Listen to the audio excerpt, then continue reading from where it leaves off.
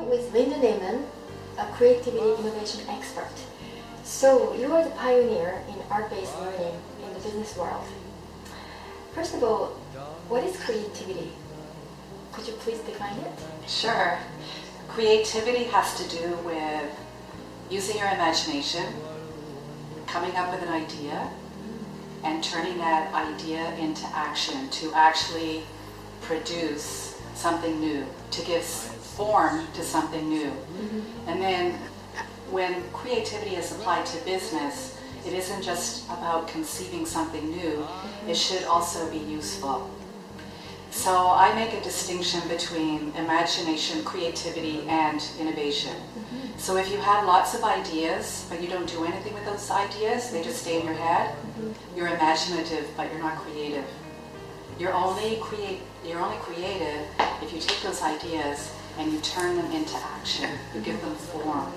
And in the process of giving form to an idea, then you're actually innovating.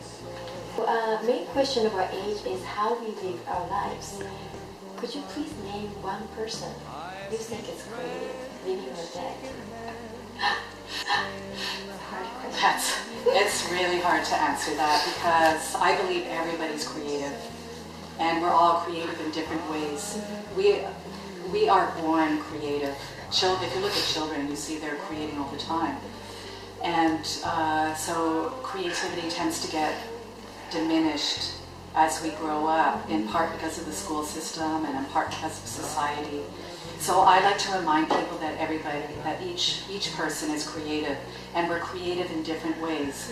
So some people are creative with mechanics, and some with food, and some with fashion, and some with art and theater, and some with putting on a great event, let's say, or a design, or building a building. So there's so many ways to be creative.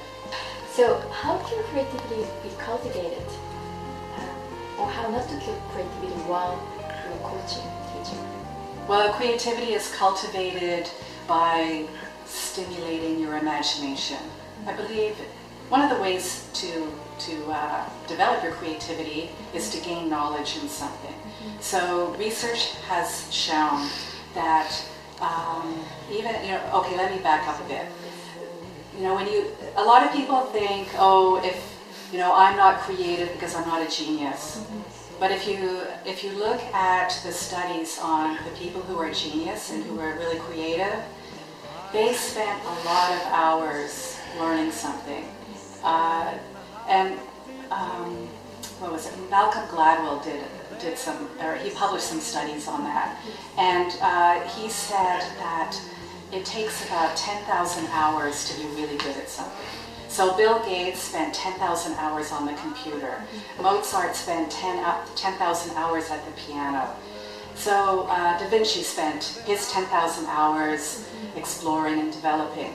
So so part of being creative is to develop deep knowledge in something and then learn to make connections, connect disparate elements, things that don't necessarily go together, find connections, find ways to connect things that aren't necessarily connected, and come up with a new idea.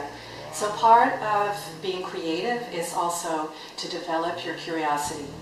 And that is, and the way to develop your curiosity is to ask questions and to get interested in something.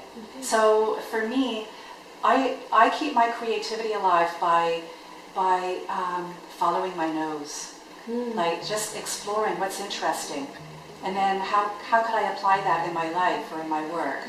So it's so part of it is developing knowledge, and another part is then developing creative skills. So different domains have different skills, but in general, it's learning how to ask questions, learning how to solve problems, and learning how to develop ideas.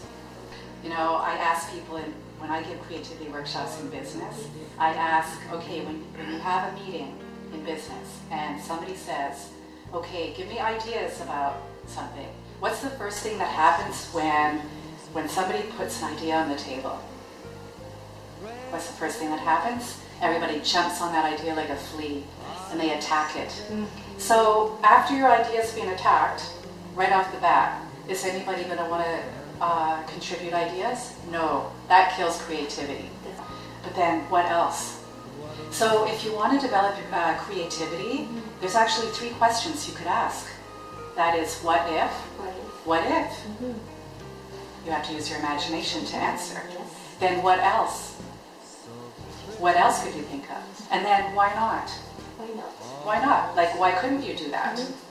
Oh, I love it. Answer my next question. At work, how do we handle ideas creativity both our own and other people's?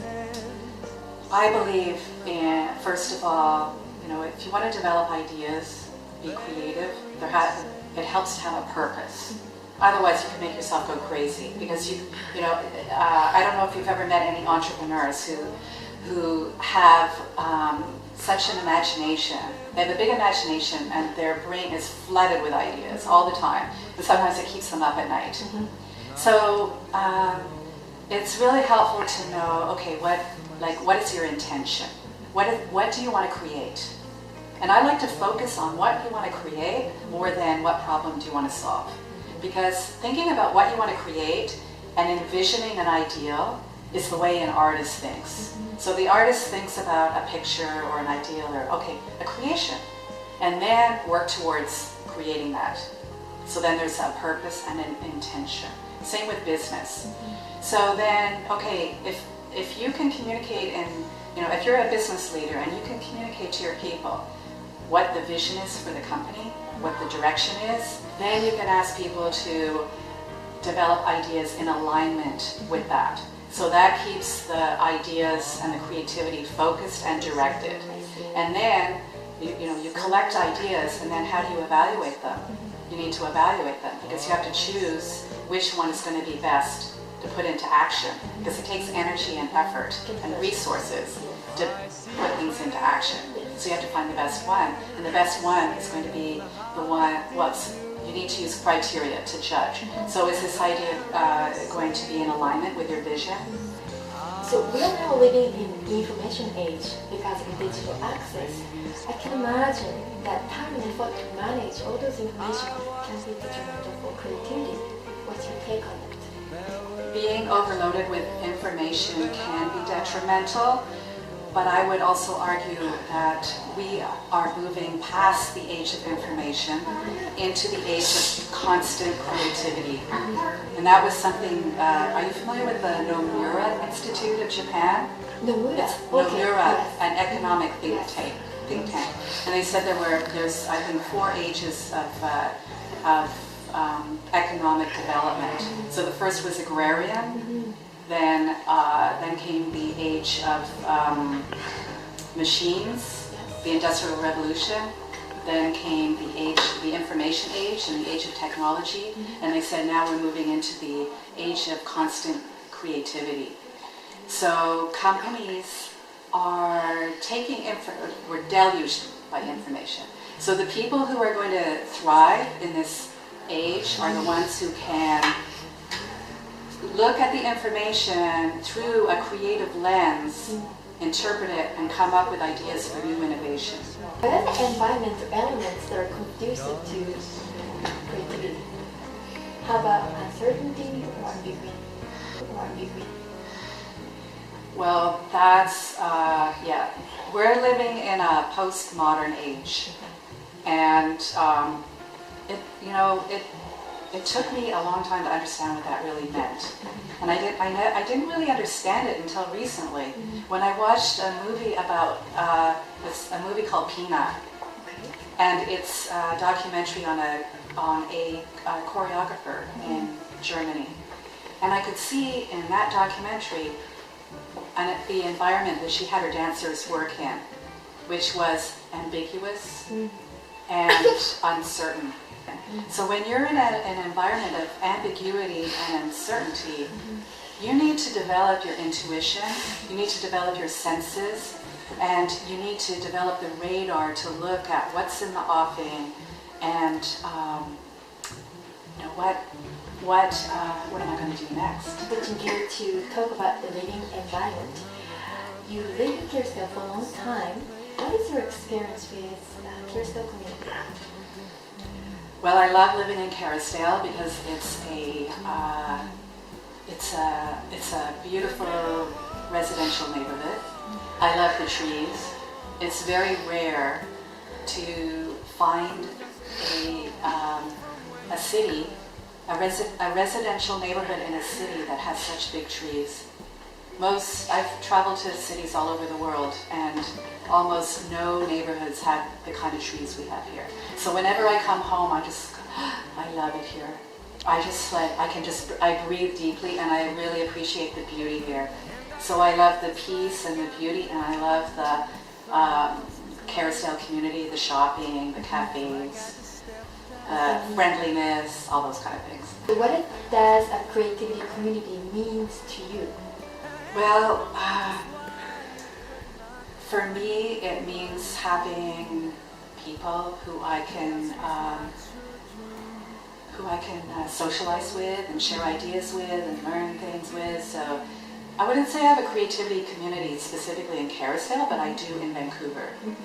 And actually, one of the places where I meet creative people is at Unity, which is a new thought community, which attracts an inordinate number of people from theater and the arts locally, and I have a creativity community internationally through conferences where I meet people in the creative fields and also in online communities.